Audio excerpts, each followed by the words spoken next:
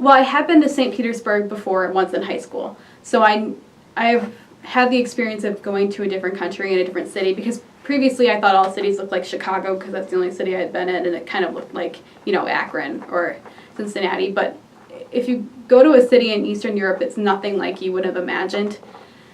Flying over Lithuania was so intense because I thought it would just look like St. Petersburg, but it was like this kind of hilly green forest country that I never would have imagined that it looked like. The purpose of the trip,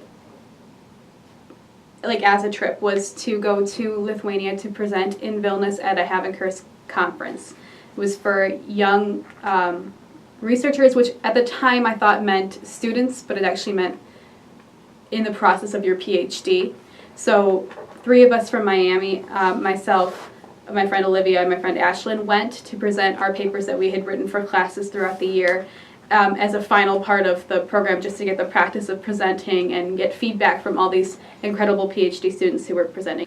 They spoke about security, about culture. It was all very intense and obviously above my study level, but it was great to see how they presented, how they talked.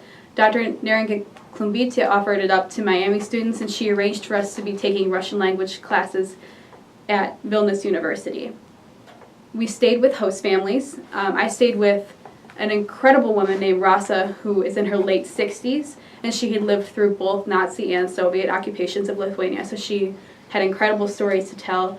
And although my Russian language skills would have allowed me to communicate with her, she was, luckily for me, she was also an English teacher. So she told me all these stories in English and Russian about her experiences with the KGB and the Nazis and the Soviets. I conversed in Russian with older Lithuanians because they had been raised in Soviet Lithuania, so they were required to speak Russian and Lithuanian. But the younger generation speaks mostly Lithuanian, so I couldn't speak to many younger kids. We went to a lot of different places within Lithuania. There's Kaunas, which is where Dr. Klumbitia is from, and we saw the church that she was baptized in, which is really interesting.